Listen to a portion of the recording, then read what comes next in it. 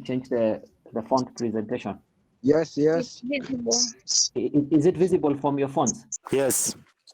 Then that's fine. So let's continue. Now we've been discussing about different things. We've talked about memory management. We've talked about process management. We will be talking about the management of storage using the RAID as another topic of the day in another week. But today we'll be discussing about input output device management. Now, why is it important that we manage our devices properly, whether it is an input device like a keyboard or a mouse or the face recognition or a biometric capture device, or even an output device like a printer? You will note that if we don't manage these devices properly, then the efficiency of the system will be interfered with. So we're saying here that I/O management module in the operating system provides a means by which a process can communicate with the outside world. So the I/O management module is a very important module, and you all know what are modules. It's basically a program that will handle the communication with the peripheral devices, or what you're calling the input and output devices. So we're saying here that traditionally, the I/O system is regarded as the most difficult to implement because of the different number of peripheral devices that we have today. But when you look at the operating system that is in the market today, especially the Windows and the Linux, they have ability to handle almost all devices, those that are supported, especially in the later days that we are in. But if you have a very old printer, then it will not be able to support. But the most recent devices, you'll find that they come on board with their own drivers, and they are compatible with the existing operating system. So I want us to look at the various terms that you will find, and I think others we've already handled them in our previous discussions. The first term is an interrupt handler.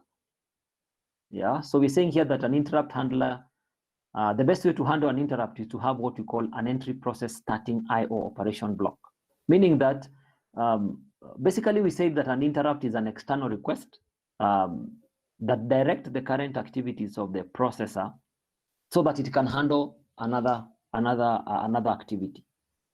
So when you look at this interrupt handler, basically it will check on the priority of a particular process. If the priority is low, then that interrupt can be the one that we handled. We said it is maskable.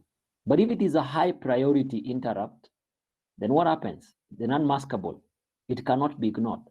And that means that the interrupt handler will have to give it priority. So we're saying here that a process can block itself by a down semaphore, a wait. You remember the wait and signal. And we talked about the condition variable or recur on a message. But basically what we are saying here under the interrupt handler, it's a module that handle interrupt. That is basically what you need to remember, despite the many stories. I think I need to adjust that to make a small statement. Now we have what you call the device driver. We discussed about them. It is a program that controls a particular type of device that is attached to the computer, whether it is an input or an output device. It's basically a program that is particular, very particular to a particular device. So you cannot take up your drivers for your CD, maybe because you have a driver in the CD for a particular printer, and then you say that it can work for any printer. No. As much as we say we have universal drivers, they will not work with all devices. So these drivers are very important. You'll find either they are packaged with the device when you're buying it, or you can download it from the website of the vendor. So there are programs that control a particular type of device that is attached to the computer. We have a buffer, and we said these are temporary storage that are basically found in input and output devices. And this helps us minimize the differences in speed. It also makes the input-output device to work typically at its own speed. And that means the CPU will be relieved from becoming I/O bound, meaning that it will not be controlling that particular input and output operation to the end. Once the content is put in the buffer, then that printer can continue printing while the CPU is doing something else. So we're saying here that a buffer is a temporary storage that is found in either input or output device. So I think I'll summarize this for you as I'll be sending the notes so that they don't become so much wordy. But we're saying here is a storage, is a temporary storage area for holding data while it is being moved from one place to another. So basically, we're saying here it's an I/O. It's a temporary storage found in input and output device. And we talked about the benefits of having a buffer, I think, during our revision. So there are two types of buffering. What we call so there are two methods of I/O buffering. Number one is to perform input transfer in advance of the request being made. In advance. So we're saying here that to perform an input transfer in advance of the request being made. Again, we have what you call to perform an output transfer sometimes after the request is made. So it will depend. The system can be able to anticipate that a particular operation will be done. So it can be done upfront. Or you can find a scenario whereby the request is handled thereafter. So it will depend. Like for example, when you look at the face recognition that is in the system in Kabeta, if you compare it with the biometric, you'll find that those devices have some temporary storage. So once you put your biometric, it will just compare with what is in the buffer. But your clocking in, maybe like today morning, will be backed up in the main server maybe after 5 or 3 minutes. That is after the requests have been made. You'll find others are done in advance of the request being made. Like for example, you can find a situation whereby the system are timed that before 10 minutes, do this particular operation, either input or output. So you'll find those requests are being made in advance. So we have various types of buffer, and we're saying here that we have what we call a single buffer. You can check at this diagram. I don't know, I don't have them here, but you can check them at your own time because you can find diagram asking you about this, a single buffer. So we are saying here that we have a single temporary memory. We have what you call the double buffer, meaning that you have two temporary storages. And we have what you call circular buffers, where you have more than two temporary storage. I don't know whether I can be able to look at those diagrams, but when you Google directly, you'll find them without any struggle. Let me add that person coming on board. Now, the only thing I would recommend, please make sure you sign in with your official name, because I'm maintaining a register for the same, and I don't want people to have their nicknames. So if you look at, for example, if I want you to look at the diagram.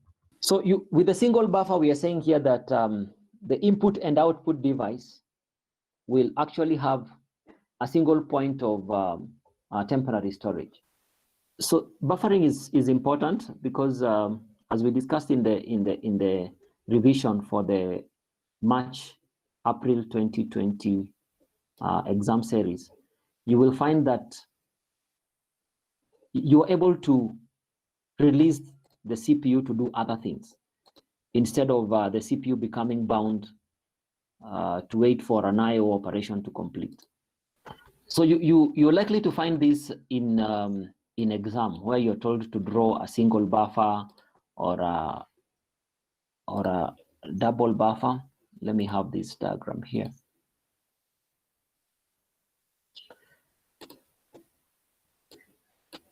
Are you able to see this diagram? Yes.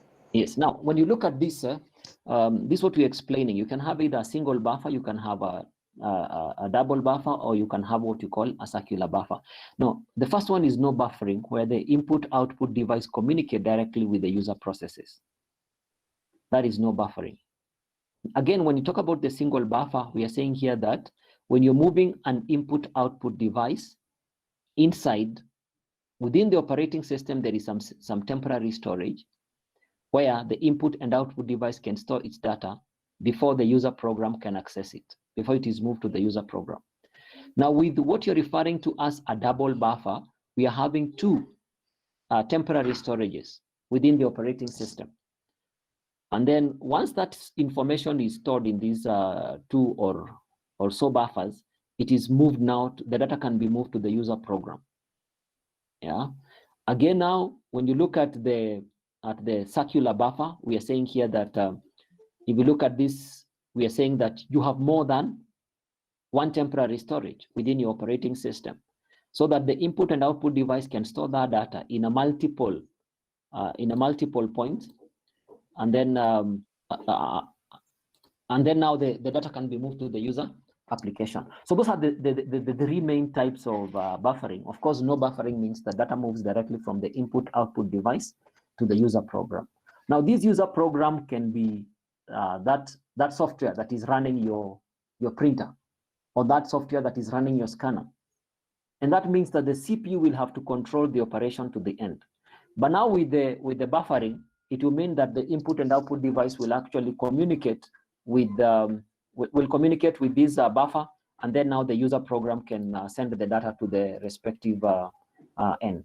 So maybe we can continue here. So we're saying here that we talked about spooling in operating system, where we talked about simultaneous peripheral operating online. Now here we are saying that you can have more than one processes within a single input, or maybe within a single output device. Like when you're printing online, or when you're printing in a shared printer, it means that the data will be, you will print, I will print, somebody else will print, and all that information will be running simultaneously. That is what you're referring to as simultaneous peripherals operating online. So we're saying here that spooling refers to the process of transferring data by placing it in a temporary working area where another program may access it for processing at a later point in time. A good example is a printer, and especially a network printer. You have 10 people in the office, all of them can print at the same time, and the printer can actually access that data from that temporary working area. And then it will continue printing as the users are doing their own other things. That's a very good example of spooling. So the main function of spooler are as follows. 1, receive output data. Receive output data, it stores it on the hard disk and enter the job in the spool queues. So basically, it will be like your an example of an output data can be either printer, that is a very good example. You will have the printing queue. When you have an shareable device becoming available, it will pick the first job on the queue and transfer data from the hard disk to the unshareable device. Like for example, when you're doing the printing, for example, you're sending your data from the computer to the printer.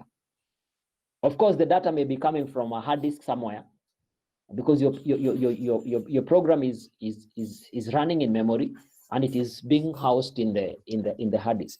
But once you transfer that data from the computer to your printer, then it must form a queue, or what you're calling a spool queue.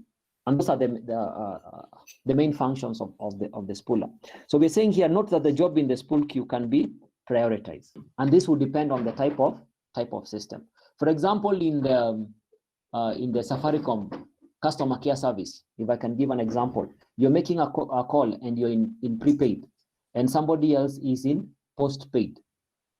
Now you'll note that the person who pays money in advance, or who is a royal customer, who can make calls and pay later, their phone calls will be given a priority in that queue. You may be 100 of us, but those people who are trusted customers, who can be invoiced later, they'll be given priority. So we're saying here that it depends on the job.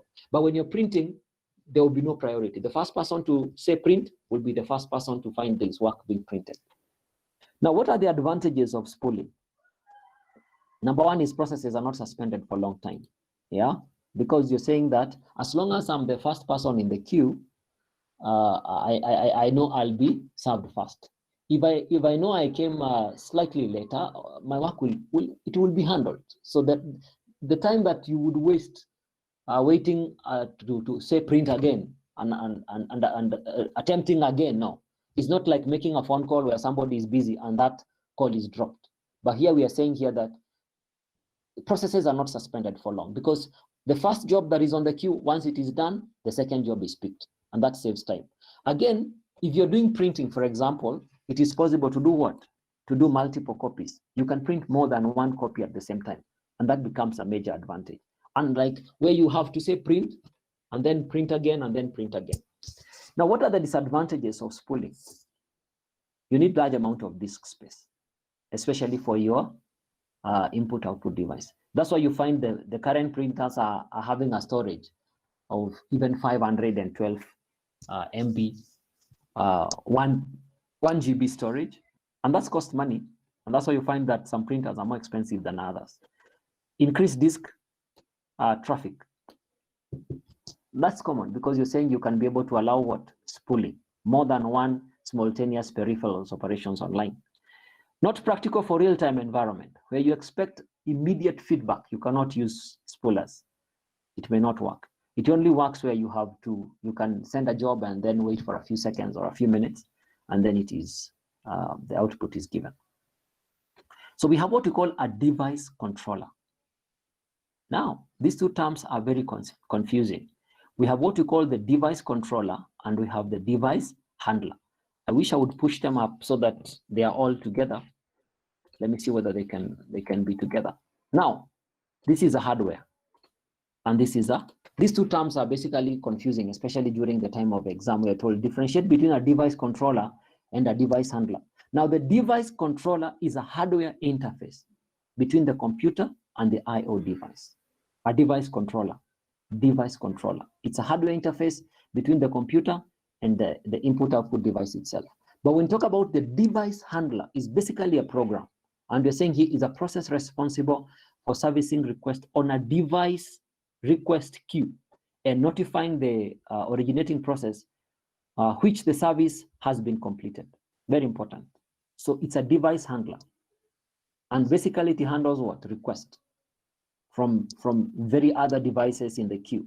And then once a particular process request is already done, then it has to notify the rest of the other processes. And this is basically now what we refer to as the inter-process communication, where one device will have to communicate with the others. But now the program that is responsible for making sure that these devices are communicating and their requests are handled as they demand is what we call a device handler.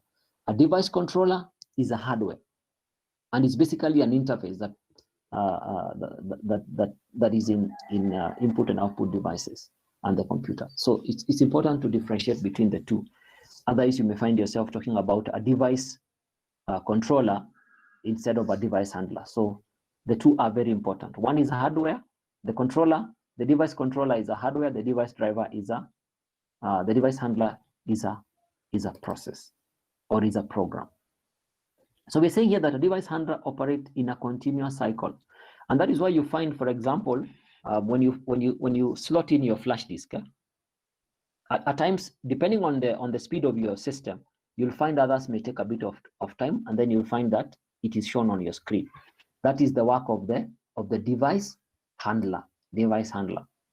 It is for servicing what? Request. So it keeps on checking. Is there something in the USB? No. Is there something in the HDMI port? No. Is there something in the sound card that has been slotted in? No. Is there something in the Type-C port? It keeps on checking. Is there something in the RJ45 port? It does start checking on and on. If you have a very fast device handler, then when you slot in your flash disk, it is reflected immediately. Yeah. So what are the objectives of I/O management? So you realize that in every topic, whether you're talking about memory management, we're talking about process management, there are objectives. Now, what are the objectives of this? Number one is what we call character code independence. Now, we're saying here that the I/O system takes the responsibility for recognizing different character code and presenting data to user graphic in a standard form. Now, for example, if you look at the way you slot in a flash disk, and the way you slot in maybe a mem card, and the way you slot in different devices, the way information will be displayed on your screen will be somehow similar. Okay, the icon can change, but the information will be presented in a similar way for various input and various output devices. So we're saying here that the character code independence. Now, depending on which input and output device that you're handling, you will not be told that this is a special one, this is a special flash, or this is a special mem card. Because the way different devices are handled by the operating system is somehow uniform. Whether you're slotting in a flash or a mem card or an external hard disk, you'll find there is a way, the communication to your end is somehow standard. And that is why we're saying here that the character code is independent, not dependent. When we say it is dependent, for example, if I remove this, it means that the codes are particular to a particular device. But here we are saying here that the character code is independent. So we're saying that our system takes responsibility for recognizing different character code and for presenting data to the user graphic in a standard form, not based on the device, but in a standard way. For example, if you slot in your flash, your external hard disk, and I slot in my flash disk, the way they will be treated, or the communication between myself and the computer, is standard. It will not tell me that this is a special type of a device, so you'll have a different graphical presentation. No.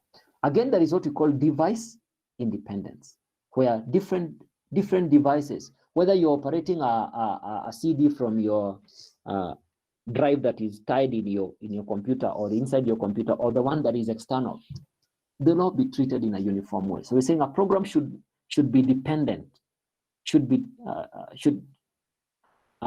a program should be dependent on a particular device over a given time, which it happens to be allocated. A program should be independent, not dependent again, should be independent of a particular device. Where we are saying here that a program will not be tailored for a particular device. Again, it will be for all devices. If I'm operating a USB port, it will treat all those devices that are handled under the CD or the USB port the same, whether it is an external CD drive or whether it is a drive that is inside. All of them will be treated in an independent way.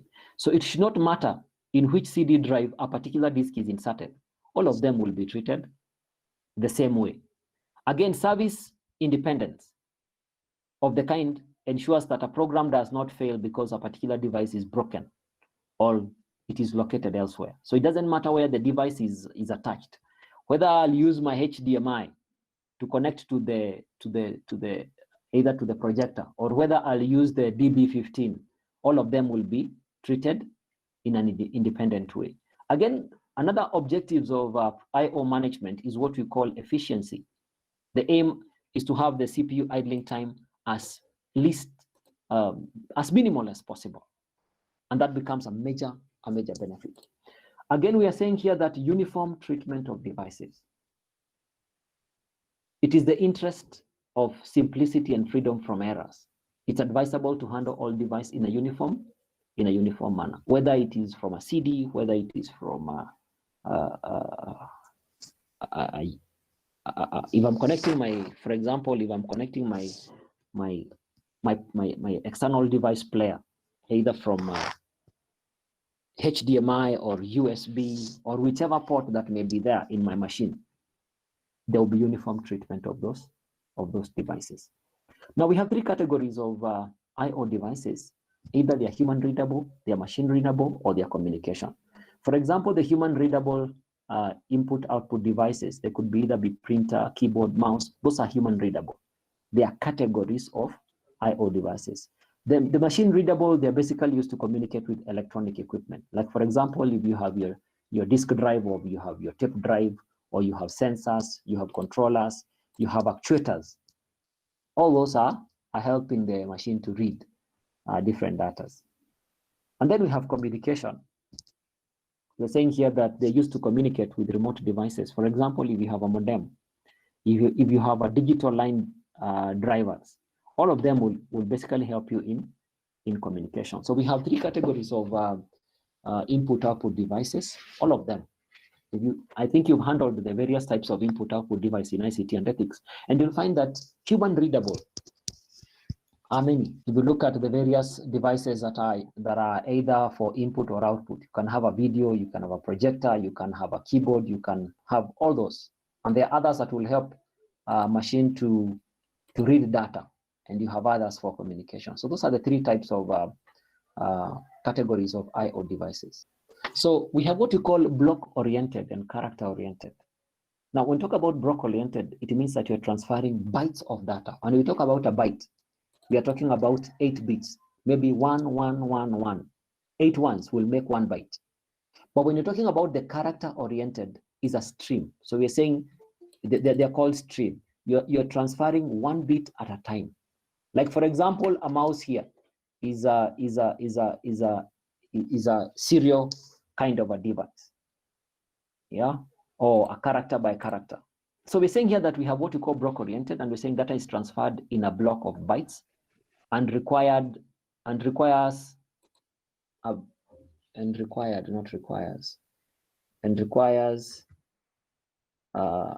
buffering mechanism to allow faster input and output operation. So saying here, a block device accepts input and output only in blocks. Block device include what you call the disk drives. Command include read and write, seek, and so on and so on. But we are saying here that if you look at the speed of transferring data, for example, from your disk, it is much faster from a keyboard. Because, for example, you can find yourself typing faster than what is being displayed on your screen, because they are character-oriented. So the character-oriented kind of a device will transfer information in a serial way. Yeah, in a serial way. So I don't know whether it's a comment. What is buffering mechanism? Now, buffering, when you look at buffering mechanisms, are basically ways in which information is done. How is buffering done? How is now we talk about buffering, basically is the way information is taken to the temporary storage. And we looked at the various types of buffers here, if you can remember this one. The types of buffering, the types of buffers. So we talked about the types of buffering. I don't know whether you were with us when we were discussing this. So you have various types of buffering. You have a single buffer where you're having 1 buffer. When you're having 2 buffers is double buffer. When you're having more than 2 buffers is what you call circular buffering. And I think we have discussed that in our previous lesson. Now, if you look at what you call the character-oriented, like for example, my mouse here, or even the keyboard, you can find a situation where, especially for the keyboard, you're typing much faster than how the information is displayed, because the information is character by character. But for the block-oriented devices, they're much faster in terms of transferring data, in terms of reading and writing. And that's why you find that transferring data or copying data from your hard disk, maybe to another hard disk, is much faster because it is block-oriented. But character, we are saying here that transfer data in a few streams of bytes. Such devices don't require buffering mechanism. They don't operate with fixed block size. So we're saying character devices include things like the mice, the serial ports, and they are a bit slower if you compare them with the disk drive. Yeah, the disk drive, they are slower. These ones, the character are slower. Now, when you look at the various I/O devices, we are saying here there is a great difference across classes, or even substantial differences within each class in terms of various differences. Now, one of the key differences among the input and output devices is the data rate. For example, somebody using the mouse here and somebody using a hard disk here. This is a block and this is character. You can see the differences in terms of speed. Yeah, 10 raised to power 5. Yeah, you can see how many bits per second. Yeah. So these input-output devices vary in terms of speed. If you look at the gigabit Ethernet, we were saying you're transferring 1,000 MBs per second, not now bits per second, but 1,000 megabytes per second here. 1,000 megabytes per second, 10 raised to power 9. Yeah, 10 raised to power 9. So, and you compare it maybe with a keyboard, or maybe a mouse, or maybe a modem, or maybe a floppy disk, a laser. Now, as you move up, the speed is increasing. And that is why you find your hard disk is much, much better, almost 10 raised to power 7. Again, in terms of application, To use the use to which the device is put has an influence on the software and policies in the OS and supporting utility. For example, the way you will use a scanner, a barcode scanner, is very different. The way you will use a keyboard. So disk use to store files requires file management software. A disk used to store virtual memory pages needs special hardware and software to support it. A terminal used by a system administrator may have a higher priority than that of an ordinary user. So we're saying the applications that are running these input and output devices also vary. The complexity of control also varies. The complexity of control also varies. The way you will be operating, for example, these devices that we are using to play games, or even PlayStations, the complexity of control is totally different than you running your keyboard on your desk. So we're saying a printer requires relatively simple control. A disk is much more complex. The effect of these differences on the OS is filtered to some extent by the complexity of the I/O module and the control I/O module, the control of the devices. So we're saying the complexity of control varies. The way you would operate a keyboard and the way you operate a mouse is totally different. And then the unit of transfer. Yeah, others are transferring bytes, others are transferring bits, others are doing character by character.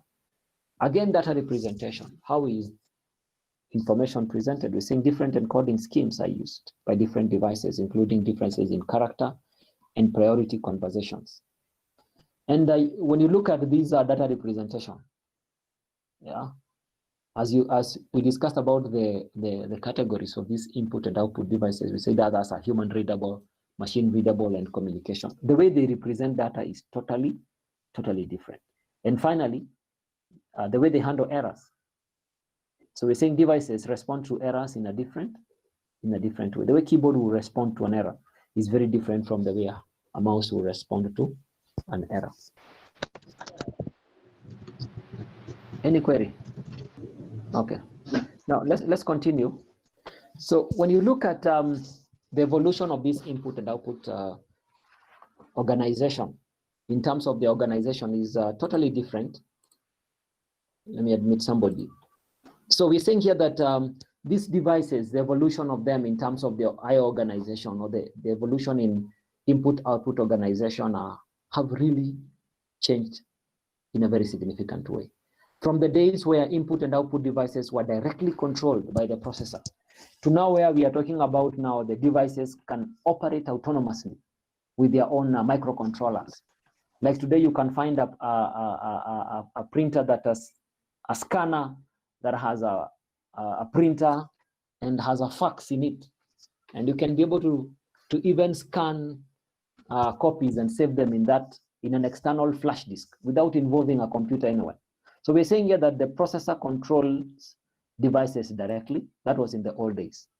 The processor used to control these devices directly, meaning that when you're printing, nothing else can be done. If you're reading data, the CPU concentrates in reading, nothing else. From there, we move to what you call now a controller, or an I/O module is used separating the processor from the details of the I/O devices.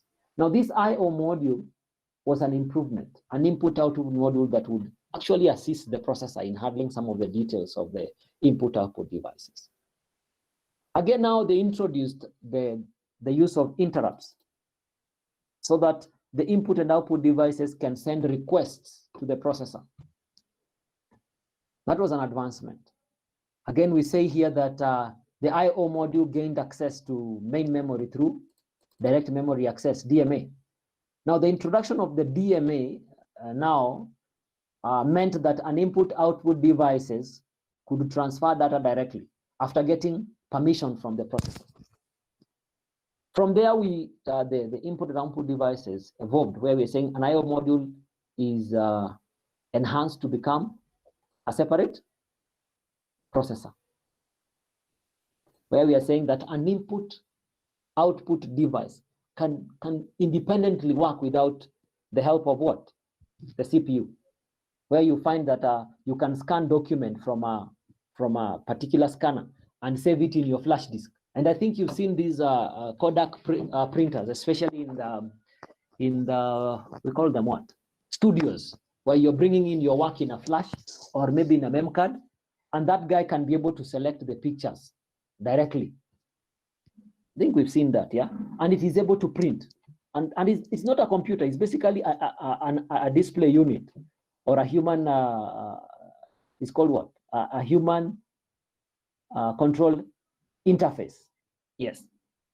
Where you can be able to have a touch screen that is able to do all those other things, yeah? Even opening files. I think you've even seen the Epson printers, where you can slot in your flash disk, and now you can be able to select what you want to print. Those are separate processors. Again, where we are saying an I/O module became a computer in its own. With this architecture, large set of I/O devices can be controlled with minimal processor involvement. So it has been an evolution. As we are saying here that even our computers have undergone a great metamorphosis from the days of computers that were 5 kgs to now where you have very light, 200 grams, fully fledged laptop, yeah, 8 GB, very light, but very powerful. So these devices are changing so fast. And if even you look at the configuration of our printers, the configuration of our, like for example, projectors, they have reduced significantly in size. They have increased in terms of power of projection, the clarity. So that is the evolution from the processor control, the device directly, to where we are saying here that now the I/O modules have become almost computers of their own. Now let's look at the organization of the I/O function, or the input-output functions. Now there are 3 techniques of performing an input-output function. One is what we call the programmed I/O. We have DMA, and we have what we call the interrupt-driven.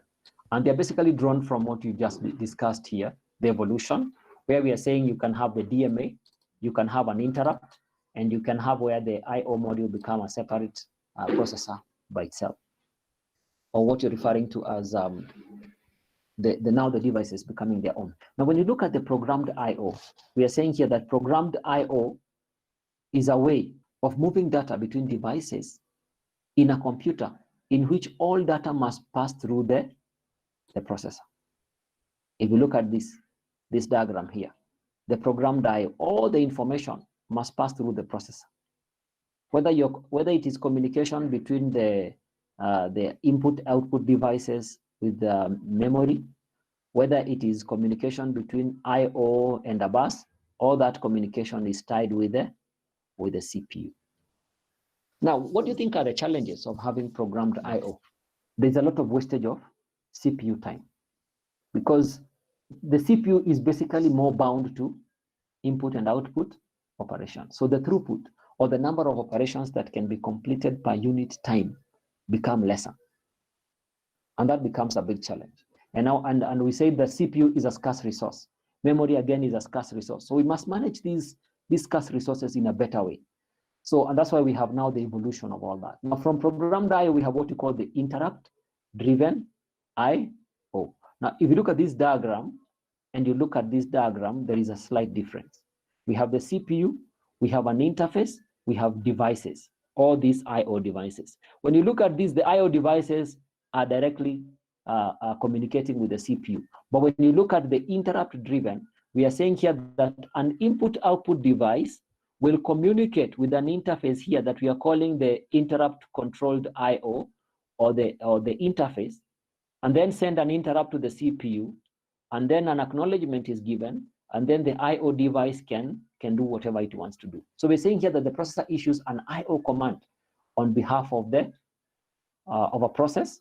It continues to execute subsequent instruction and is interrupted by an I/O module when the latter has completed the work. So for example, if an input-output device wants to do an operation, it will send an interrupt through this interface, send an interrupt request to the CPU, and then once it gets an acknowledgement to do that operation, then the input-output device or these devices that are connected to the interface will do whatever they want to do, whether it is data transfer, whether it is reading data, whether it is writing data. And once that is done, then it will send an interrupt signal indicating that that operation has been completed. And that is why it is called what? An interrupt. And we're saying here that an interrupt is an external request to the processor, requesting it to conduct a particular operation. So we are saying here that it is very important to note that these interrupts have improved the way CPU handles what? Handles input-output operation. So the CPU is only involved at the beginning and at the end, during the start of that IO request and at the end of the request. Now, when you look at the DMA, we are saying here that the CPU grants IO module authority to read and write memory without its involvement. And that means if, for example, an input-output device wants to read memory here, this input-output device will request for that particular operation to be done without involvement of what? The CPU. And that becomes an advantage because, for example, if you're transferring data between memory, if you look at the paper that we did, the benefits of a DMA, you can be able to transfer data between memory, yeah, without any trouble. And that is a benefit because you will not find yourself wasting a lot of time. So that's a great benefit when you have a DMA, because information will be transferred without involvement of the CPU. And that means now the CPU can handle more and more. So the amount of processes that the CPU can handle per unit time becomes more because it is not involved in IO operation. So we are saying here that in DMA, a device can transfer data directly to and from memory rather than using what? The CPU as an intermediary, and can thus relieve congestion on the bus. The CPU is only involved at the beginning and at the end of the transfer for the purposes of synchronization. So that's the three ways of the organization of the IO functions. You can have the programmed IO, the interrupt driven, and the direct memory access. So we're saying here that direct memory access mechanism can be configured in basically three ways. And I think I have a diagram here. We can look at this diagram as before even we look at the explanation here, the organization of the DMA. The first one, A, where we are saying that the input-output devices are sharing a common bus. This is a common bus. The processor, the DMA, memory, and IO are sharing a common bus. The second option here is where the DMA communicates directly with the input and output devices, while the processor, the DMA, and memory have a shared bus. But the input and output devices are using a common bus or a separate bus. You could also find a situation whereby the plan C is where we are saying that the processor, the DMA, and the memory are sharing a common bus, while the input and output devices have their separate buses, or what we call the IO bus, and the system bus is common for processor, DMA, and memory. Those are the three main DMA configuration. Now, when you look at the first one, we are saying here that all modules share the same system bus. Very important. So we are saying here that all modules, whether it is DMA, whether it is the processor, whether it is the input-output devices, share the same bus. The second option is where we're saying here that as with the processor controlled programs, each transfer award consume 2 bus cycles, what we call the transfer and the request. So we're saying here basically that the number of required cycles can be cut substantially by integrating the DMA with an IO function like this one here, where we are saying if you integrate the DMA with the IO function, then it becomes easier so that you don't have this cycle of request and transfer. There will be a request and then there will be transfer. Those are what you're referring to as the two bus cycles, one for request and the one for transfer. So we're saying here, this means that there is a path between the DMA module and one or more other modules that does not include the system bus. So the DMA logic may actually be part of the IO module, or it may be a separate module that control one or more of the IO module. So when it is one module or the DMA is integrated with an I/O module, it is as shown here. Where you're using separate buses, it is as shown in the diagram. It's an improvement. So what you're calling as a system bus only communicates with the DMA, the processor, and the memory. And we have a separate line for communicating with the input-output device. Now, when you look at the third option, we are saying here that the I/O device user are separate. We are saying here that the above mechanism can be taken one step further by connecting I/O module to the DMA module using an I/O bus, so that the input-output devices can communicate directly with one another without involving what? The CPU. This reduces the number of I/O interfaces in the DMA module to one and provides for an easy, expandable configuration. Now, when you look at this diagram here, it will be very easy to add a module down here without interfering with the system architecture of the system bus. So this is basically what you find in our day-to-day life.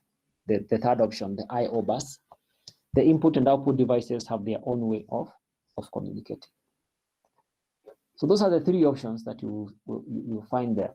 So we're saying here that in mechanism B and C, where we are having a shared bus, where we are having either you can have a request and a transfer, or we are using two different buses.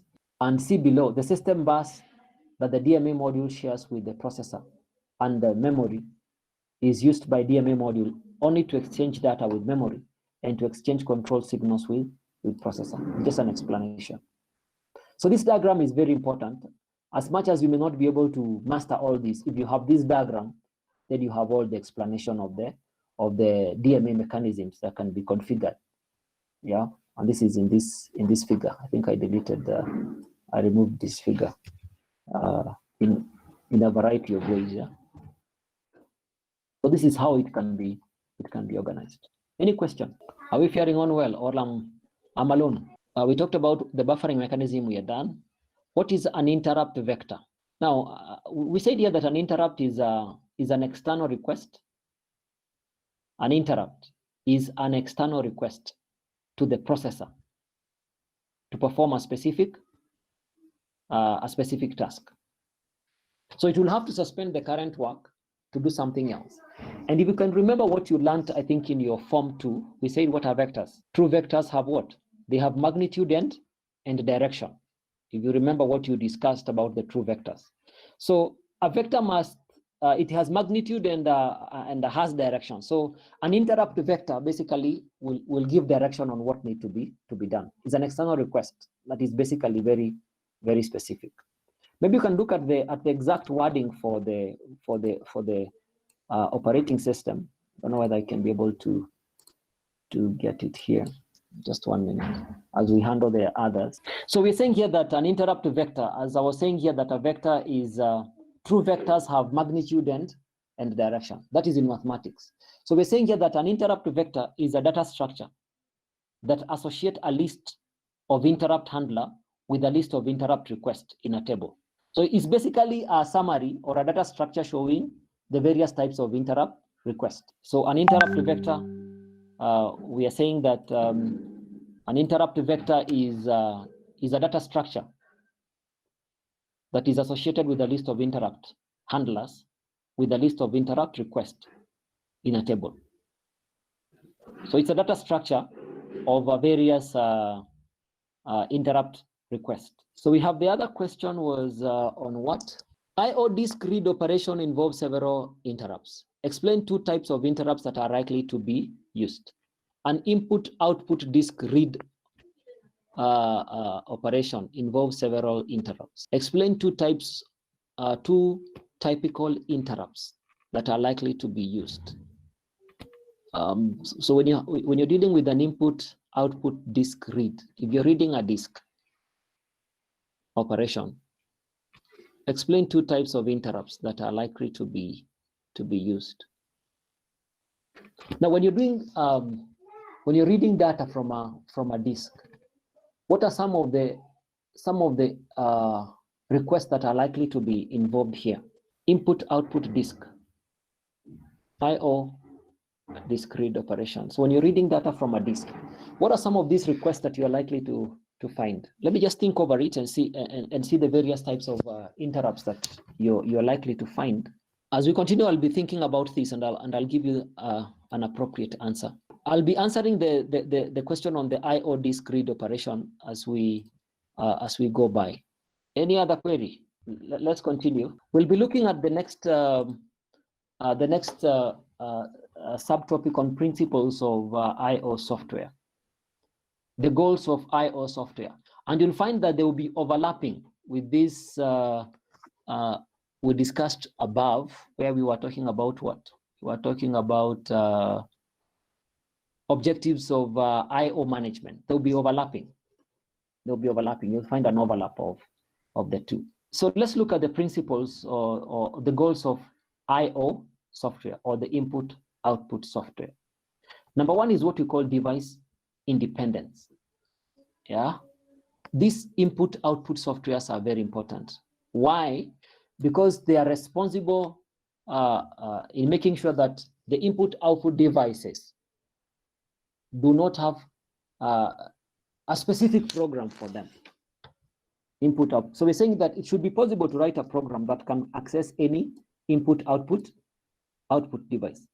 And that's why you find when you bring in your flash disk, what happened? It is configured immediately and you're able to use it because of what you're calling the device independence. So we are saying here that a program that reads a file as input should be able to read a file on a floppy disk or a hard disk or a CD without having to modify what? The program for each different device type. That is what you're calling the device independence. That software should be able to handle different devices without reprogramming it. That is what you're calling the device independence. Not a situation where every time you bring a new device, you have to bring in a software. Every time you bring in a different device, you have to bring in a software. So we're saying that the goal of this input-output software is what we call device independence. It should be able to handle different devices, the input and output devices, without changing the software configuration.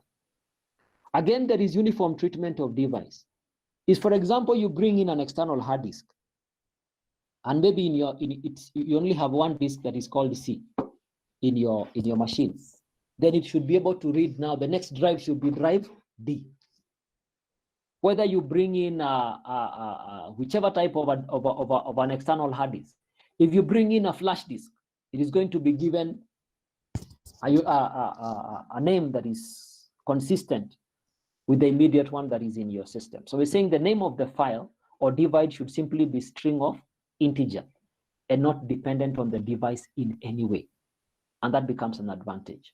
Again, the way you handle errors, they should be uniform. Whether you're dealing with an external hard disk or you're dealing with a hard disk that is on board, you should have a uniform way of handling errors. And then shareable stroke dedicated devices. So IO devices such as a disk can be made to be used by many users at the same time. That is shareable. Other devices like tapes have to be dedicated to a single user, until it has finished using it. Those are the differences. So whether a device is shareable or dedicated, the system should be able to handle these devices as they come. If it is a device that needs to be shared, let it be shared. If a device that requires dedicated or what we call dedicated attention or a single user kind of a device, you'll find it being handled by one person. So those are some of the configurations that you'll find for the IO software, or the goals of IO software, or the input-output software: device independence, uniform naming, error handling, and shareable stroke dedicated devices. Now we are talking about this device-independent IO software, and we're saying here that it's a basic function to be performed in the IO, the input-output functions that are common to all devices, to provide a uniform interface for user-level software. That's what you're referring to as a device independence input-output software. So this particular software, or what you're calling a program, should be able to handle all the input-output functions in a uniform way, irrespective of the device.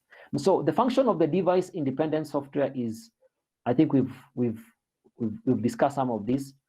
It's a repetition, uniform, interfacing. Whether I bring in my flash disk or an external hard disk, the USB will handle them uniformly. The naming, device protection, buffering, storage allocation to blocks, error reporting. There'll be some similarities in all that. So we have what you refer to as the user-specific I/O softwares. So we're saying these are small portions which consist of libraries linked together with user programs and even whole program running outside the OS kernel. But again, what is a kernel? Yes? You remember the difference between the shell and the kernel? Yes? Can we remember the differences between the two?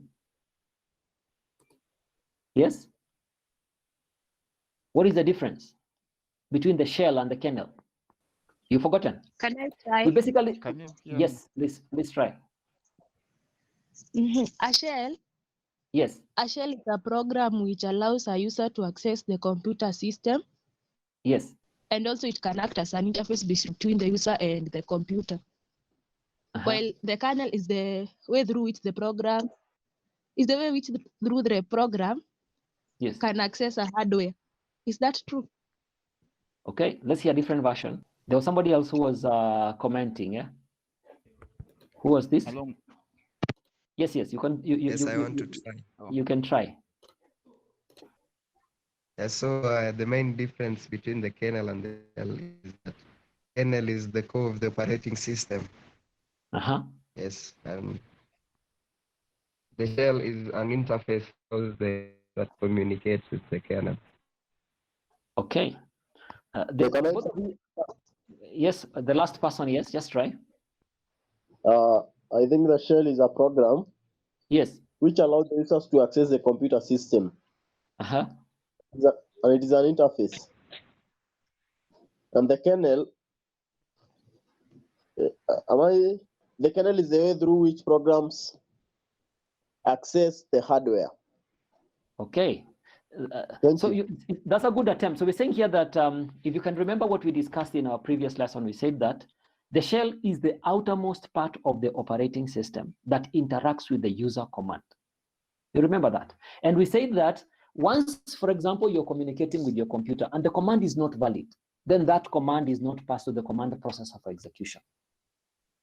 So we said that the shell is the outermost part of the operating system that interacts with the user command. When we talk about the kernel, is the central part of the operating system that directly controls the computer hardware. And I can see people are really trying. So we are saying here that if you look at the yes. You can't repeat the explanation about the shell. Okay, let me repeat again. Now we said here that the shell is the outermost part of the operating system. The shell is the outermost part of the operating system that interacts with the user's command. Is the outermost part of the operating system that interacts with the user's command. And we said when you look at the explanation that followed, which I said may not be necessary for this level, is that when the commands are valid, then they are passed to the command processor for execution. If they are not valid, they are blocked. So we're saying that the shell is the outermost part of the operating system that interacts with the user command. But when you look at the kernel, it is a central part of the operating system that directly controls the computer hardware. And even the shell, the kernel is a central part of the operating system that controls the computer hardware.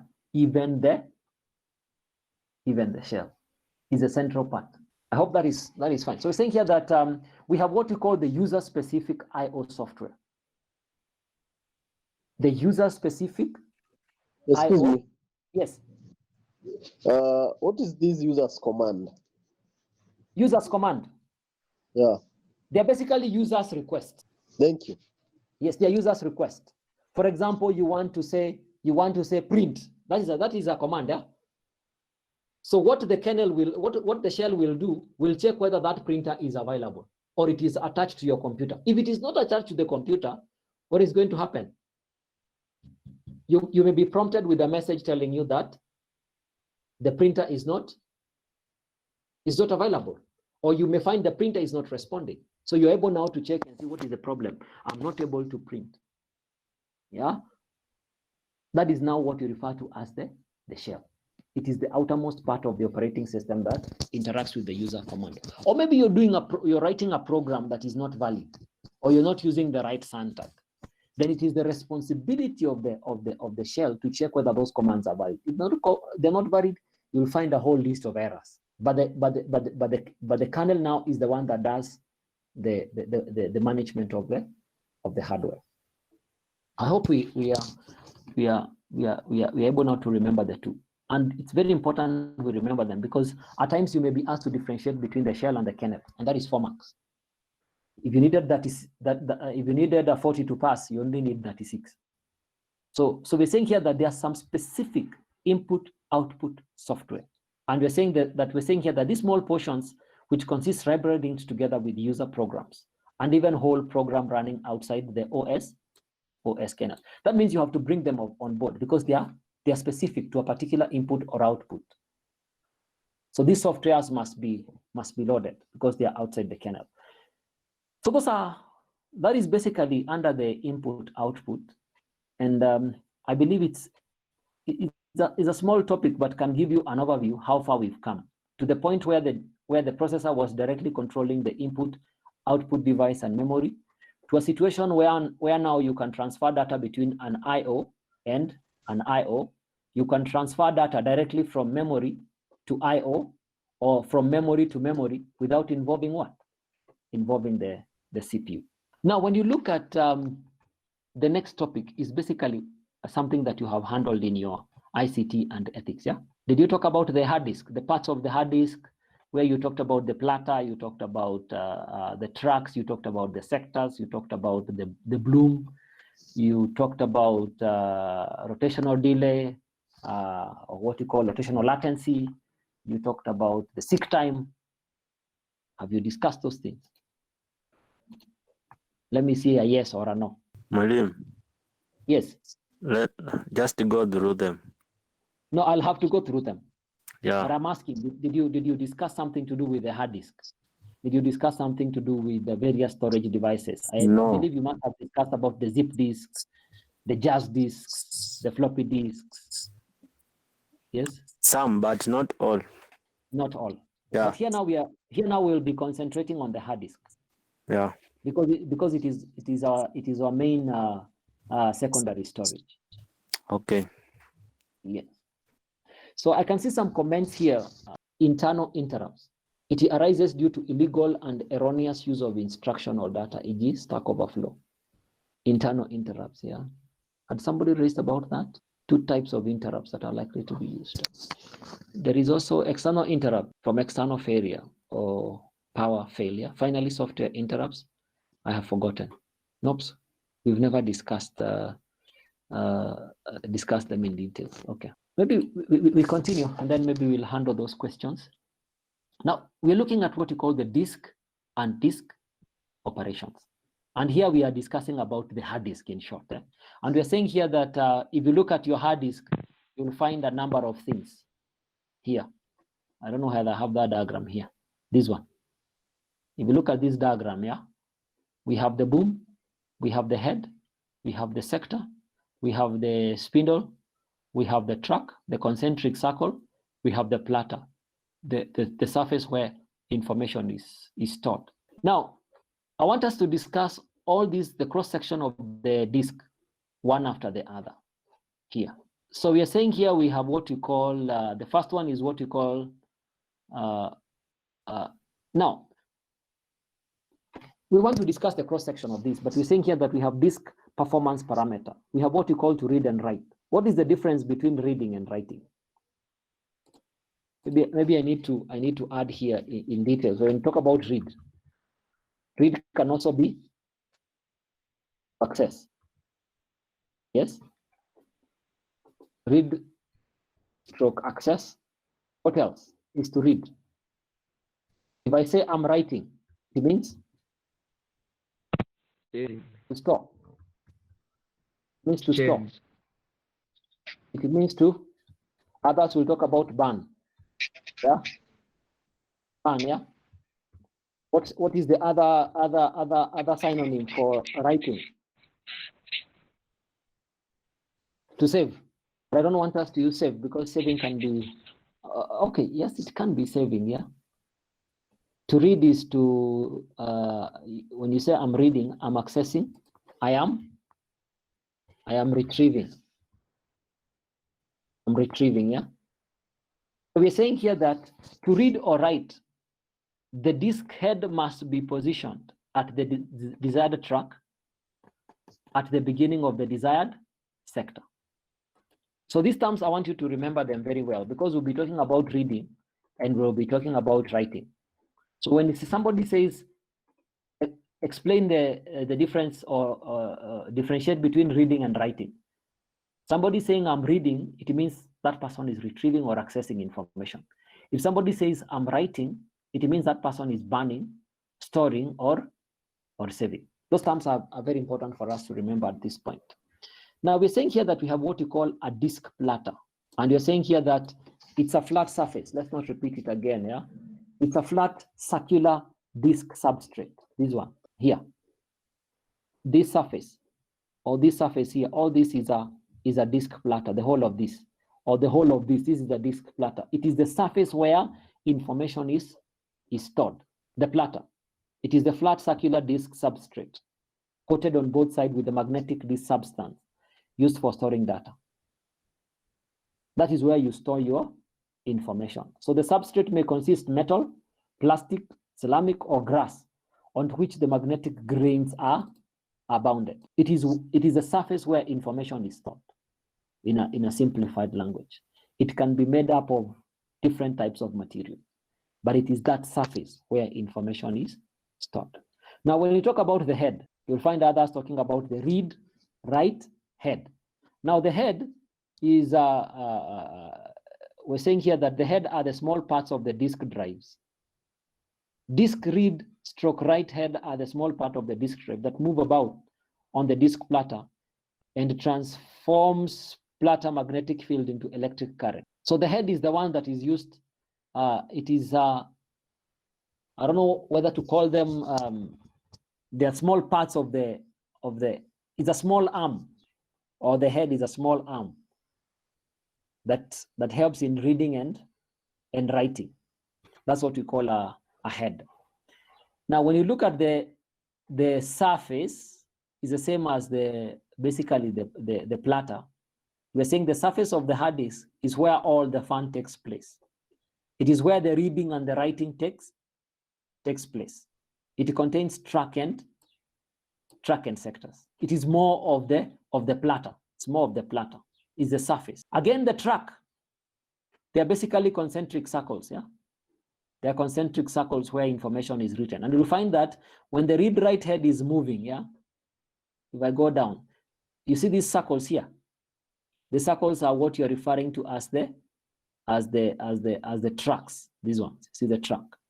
They are the tracks. They are the concentric circles. And that is where somebody will say, can you give me track number 4? Give me track number 5. Information is written in a circular way on the disk. So those are the concentric circles placed on the surface of the platter. A sector is a pie of the disk. I don't know whether I have a diagram showing a pie like this one. A pie is if you look at, we have the track is a concentric circle, this one, all around like that. A sector is a pie, this pie. Of the 360 degrees, a portion of it, if you cut it, like a portion of a cake, from the innermost part to the outermost part like that, is what you're referring to as a sector. So we are saying here that we have a track and we have a sector. So we are saying here that a track is the concentric circle. All information is stored in the hard disk is recorded in tracks, which are concentric circles. But now when it comes to the sector is a pie of the diskette. Basically, you'll find it will be a portion of it. Dividing the circular medium into pie slices is a way to organize it so that data can be located by the read-write head. Basically, you store that information. The storage is done in concentric circles, but you can take a pie of the platter or what you're referring to as a sector. The cylinder, we are saying here that the cylinder refer to platters that magnetically hold data on the track, which include a sector. Now, when you look at the diagram, I don't know whether it's showing properly, the cylinder, all this is a cylinder. Yeah, you can see the cylinder is moving from this point all the way to the top. This is a cylinder. Now we are saying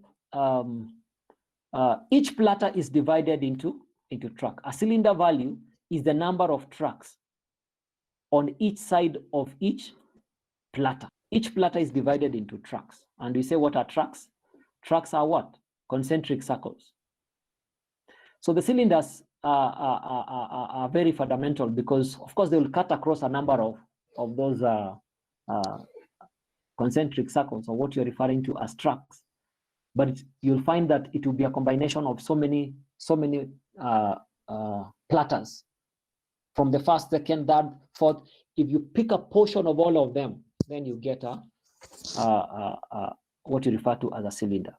Now, if you look at this term, we'll find so many times, seek time, and the other, or what you refer to as rotational time, or rotational delay, or rotational latency, transfer time, and so on. Now, seek time is the time taken to position the head at the desired track of the disk. That time that will be taken for the read-write head to locate a particular track. And we said here that a track is a concentric circle placed on the surface of the platter.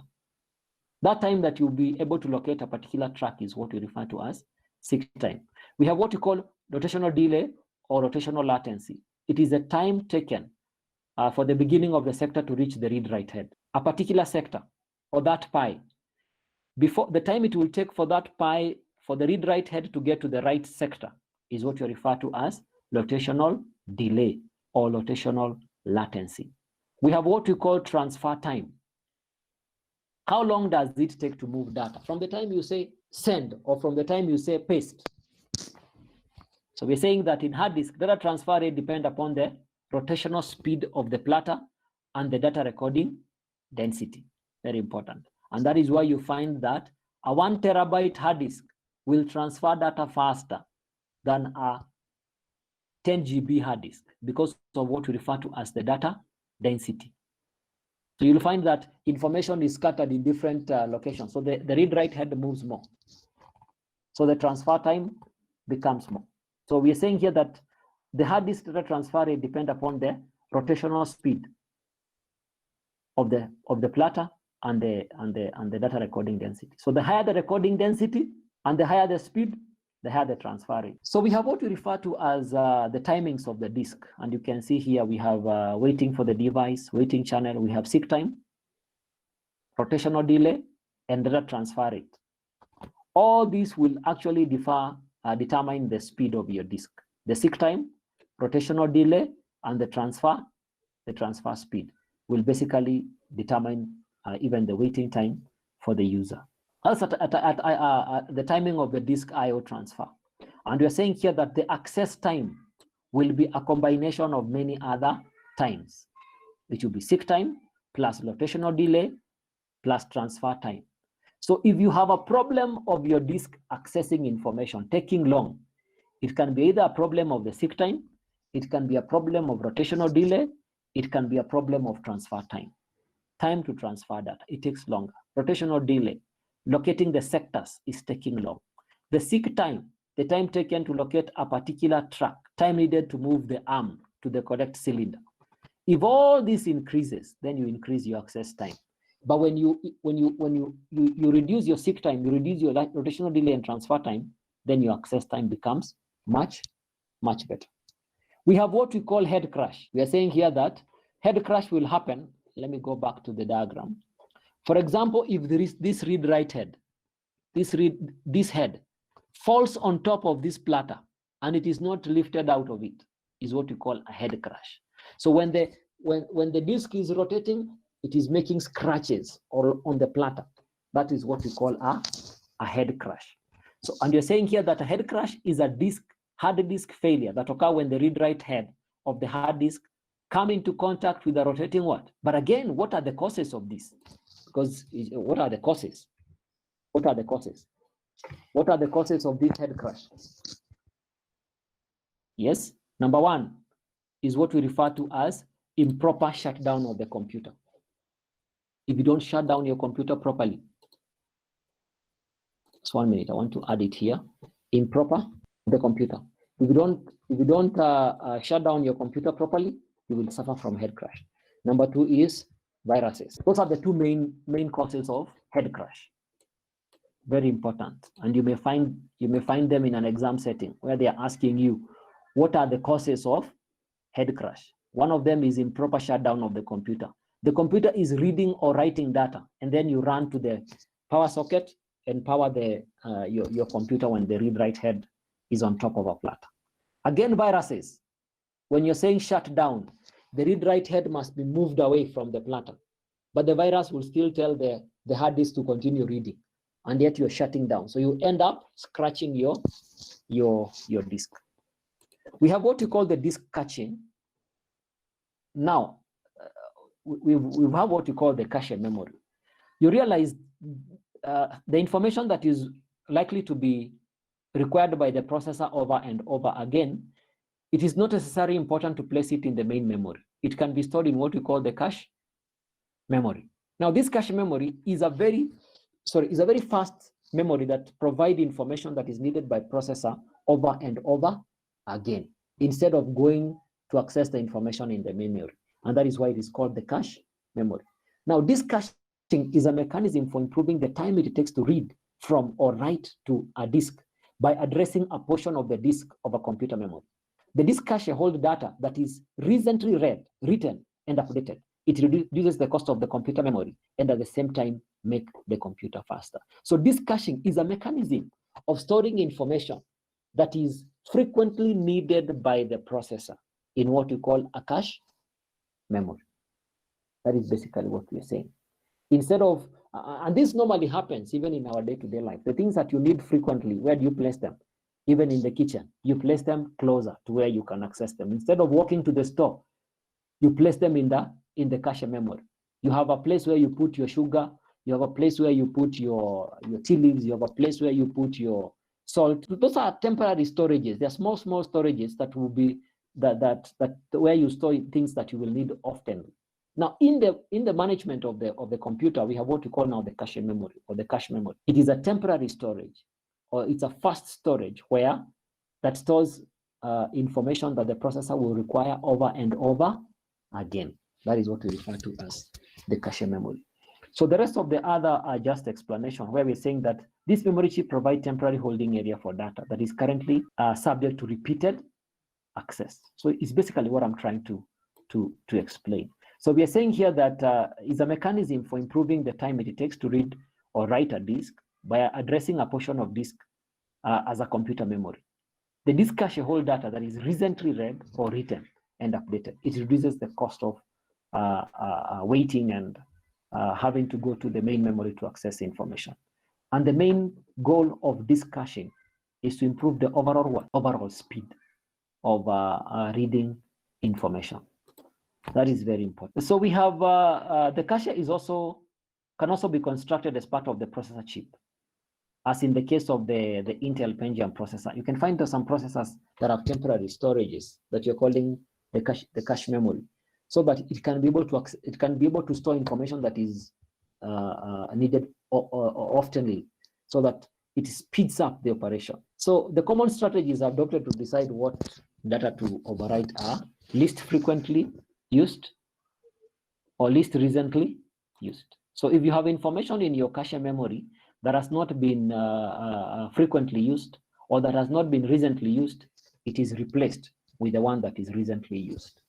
And that's how the computer is able to handle and improve its performance. So we're saying here we have a volume is a collection of addressable sectors in secondary memory that an OS or an application can use for data storage. Let's continue.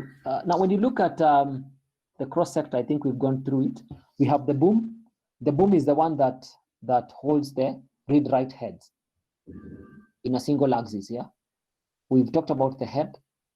It's the one that has the read-write the head does the reading and writing operation. We have the sector. Yeah, we have the spindle. The spindle basically holds the platters in the same axis. We have track is the concentric circles. We have the sector is a pie of the disk. We have the platter. It is the surface where information is stored. Yeah, I don't think there's anything else that we have missed. We have the shaft. Shaft is the one that is holding the platters. Yeah, and it's more like the spindle. What are the tasks that you can do to improve the performance of your computer hard disk? There are a number of them, and I believe we all know them. One of them is what you call, you can clean up unneeded files, or you can delete unwanted files. You can scan for errors so that bad sectors can be marked. You can do what you call defragmenting, is rearranging files so that the related files are stored consecutively in one location. If it's Word document, they're together. Excel document together. PowerPoint documents together. That's what we call defragmenting. Rearranging disk files to create a contiguous space so that any free space is continuous somewhere. You don't have any spaces that are in between that are unused. We have what you call compression, data, or what you call file compression, a technology for shrinking the size of file so that it can take up less space on the disk. And then we have the differences between this formatting. I believe you've seen this in exam, the differences between low level and high level. Low level is done by the manufacturer. Yeah. High level is done by the user when you format your machine and when you're installing the operating system. That is a high level.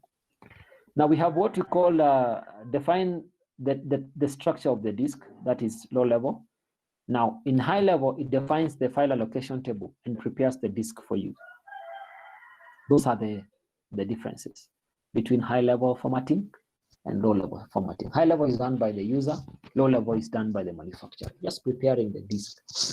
Now we have various types of I/O bus used with a hard disk drive. They're basically two. If you look at the old hard disk, they were using what? IDE, integrated drive electronics. It is a standard electronic interface used between the computer motherboard data path or bus that computer disk stores data. Now this is the old one. It has a big either gray or blue or black multiple bus cable.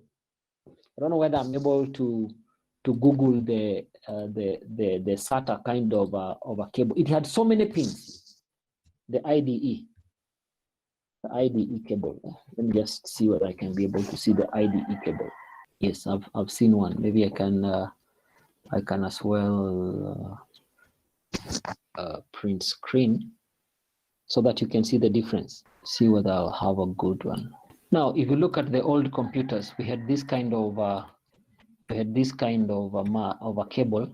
Now they basically had this kind of a connector for the old computer. So you'll find that your hard disk had this kind of a port that would accommodate the motherboard. We had one for the slave and we had one for the master. Now, when you look at this cable, basically, it is one cable that would be able to support two hard disks. One as the master, where the operating system is running, and the other one as a slave that you could use for saving your data. That was before the advent of disk partitioning. You remember? Where you had to have one hard disk and another hard disk. Those are the old days. But this cable was the IDE cable that was very common. So we had what you call the IDE or the IDE type of a hard disk. So the hard disk had this kind of a port. Now, when you look at the SATA or what you call the serial ATA, is a computer bus interface that connects host computer adapter to mass storage devices such as hard disk drives and optical drive. If you look at the 1 TB hard disk, let me see whether I'll get that cable. It's slightly thinner. It's more like the HDMI cable, yeah? Let me just see whether I can be able to have a look at it here. It's more like the HDMI cable, but slightly smaller, yeah? Slightly smaller and very efficient, Very, very efficient. I don't know whether we have a better diagram of the IDE cable. Let me see whether I'll be able to get one here. And these are why you find that the modern laptops or computers are becoming smaller and smaller, because the interface that we're using is totally different from the IDE. The IDE cables were extremely big. They were extremely big. Yeah? Now, when you look at this cable, if you look at this diagram, you'll find that the cables were quite small, yeah, and they were faster. If you compare them with this, even if you are to reduce your computer, you'll find that this cable was still very big. Yeah, the cable was quite very big. So that's why you find the modern computers becoming smaller and smaller, because the cables are becoming smaller and smaller. So the serial computers are much faster and more reliable. They're basically for very, very massive storage. And when you look at the IDE, basically, I think up to 320 hard disks, they were having this. But now from the 500 to, I think up to 500, they were IDE, but 1 terabyte are IDE. And the others are what we call we have the new types of hard disks. We are calling them what? Let me just check. But we have others that we are calling solid state drives. Yes, we are calling them solid state drives. And if you look at them, they are becoming very reliable. Maybe I can have a look at one here. They are the solid state drives. They are more like mem cards. They are SSD. Let me just show you this, because like you look at the very small laptops that we are having in the market today. They have this kind of maybe I can show you them. I can show you here. Let me just paste it here, because I'll remove it. Now, these are the modern hard disks that we're using. If you look at the modern, the very small, the 7th generation laptops are using the SSD. They're called SSD drives. This one. You see, like this is 2 TB. And this is a hard disk, by the way, but it is slotted, it is slotted like a RAM. Eh? If I was to show this as a RAM, somebody would mistake it for the RAM if I remove this 2 terabyte. If you see, this is a Samsung SSD, solid state drive. So they're becoming faster. So you're no longer using the SATA cable. You're no longer using the IDE. You're using what? The SSD. The SSD. So if we talk about the input-output bus used with hard disks, it's only for the old generation now. The serial, ATA, and we have the IDE. But the modern ones are using what you call the solid state drive. They don't use cables at all. And that is why you find now the speed of data access is much more faster. That is that was a by the way, because at times you may find yourself, you're talking about the SATA and the IDE for the old computers. But now we are no longer using them in the 7th generation. I think we are together. Now, I don't know whether there are other queries. SSD, yes, you find the laptops have an expandable slot. You can be able to expand your SSD up to a certain limit, of course. It's more like the memory that you used to have. You can find others that have additional, maybe one slot. If you have 2 terabytes, you have an additional slot. It's more like an expandable slot where you can add more SSD. You can Google and see the different type of motherboard that can accommodate what? SSD. And you see how many drives each one of them can be able to accommodate. Any question? Any other question from the one I've underlined here? Some of the input-output disk read operation. Yes. What is a vNode interface? A vNode. vNode interface. Maybe just type it in the chat section. Okay. Yeah. Then I have another one. Yes. You differentiate between a fetch and cleaning policies as applied in virtual memory. Fetch and clean. Yeah. That one is direct, because when you're talking about to fetch, is more like to read. Yeah. Okay. Fetch operation, you're reading data. Mm. Doing a clean operation, you're clearing the content from memory so that another process can be loaded in memory. Okay, thank you. Yes. You can type the one you're saying. What? It's vnode. Vnode. Just type it here so that I'm able to get the right spelling. Any other operations? Any other? Outline 2 typical characteristics of cache memory. I think that one we have already discussed. We've already discussed about the cache memory. Now, one of the characteristics, if I go to this diagram here, where is this diagram? Is it down here? Where is it? It's up here. Now, some of the characteristics of this cache memory, it is temporary. That is number one. Number two, it is very fast. The cache memory is fast. One of the characteristics. I have typed the question. Oh, you typed the question?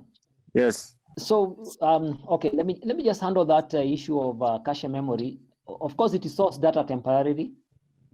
We've said that the cache memory is faster than the main memory. So, and then the access speed is much faster compared to memory. And then it stores data that is needed temporarily for a short time. Or stores, we said here that it stores what? Information that is needed frequently. And I think I underlined that somewhere. This one, repeated access. It stores information that is frequently accessed. So some of the characteristics of cache memory. Let me go to the chat section and see whether there is something.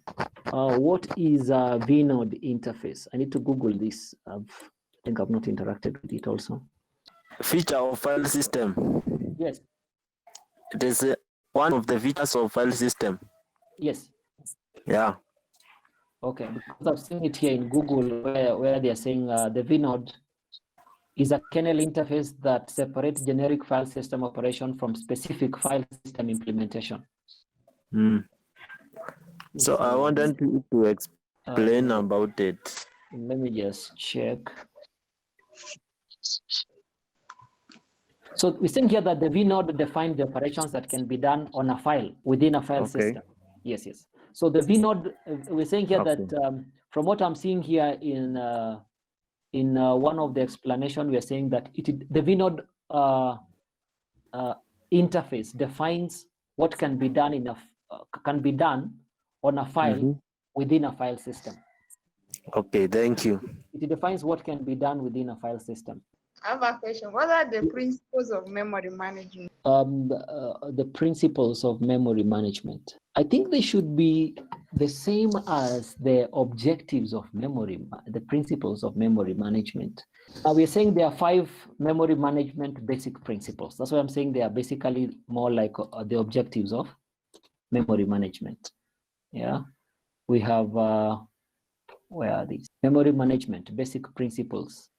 They should be the 5: relocation, protection, logical, physical organization, and the other one was what? There were 5. Sharing. I think that's it. Even if I say 5 principles, yes. Any other query? Yes. Yes. In operating system, yes. Where does the word starvation come in? Now, in process management, it comes in process management, where we're saying here that starvation is a situation where a process request is suspended over and over again. Okay. So we're saying starvation is a situation where a process request is suspended over and over again. The reason for suspension? Unavailability of a certain resource that is required by that particular process. Okay. But we said the other time that to overcome the problem of starvation, the operating system must utilize the aspect of aging. So that the longer the longer the process has been in the waiting queue, the more it matures to be given that particular resource that it needs. Fine. So this normally happens, especially when you're dealing with short jobs fast. Yes. Short jobs fast. So to overcome that, the process will be you must make sure that it is aging, so that even when shorter processes come on board, it will be maturing to be given a higher priority. So the priority is increasing as it continues waiting. Asante. Okay. Now there is the question that was asked because we will not be able to discuss about the DISCAM scheduling algorithm. We'll handle this, God willing, in the next week on Tuesday. And I would ask that we try to come and finish this, so that it requires a bit of time to explain it. I'll see the best way to explain it, because it is not, it is better done on a class than on a virtual environment. And I don't have a board that I can use it virtually to demonstrate, but I'll be looking at the best option to help you. Now, there was a question that was asked about the input-output discrete operation involve several operations. Explain 2 typical interrupts that are likely to be used. Now, can somebody give me direction to the paper that this question is coming from? The one who typed, Abby. Yes. Is Abby, now, which paper is this? July 2019. July 2019, yeah? Yeah. Now, can I post the answer in the common group that is in the WhatsApp? Yes. Because we are running out of time, and I should be able to have, I should check on that paper, because I think I'd revised it with the previous group and see what answers I'd given, so that they become consistent. So you just post the group. Nisawa, so you'll only wait for a few minutes as we wind up the class, but I'll be posting it right away so that I don't forget. Okay.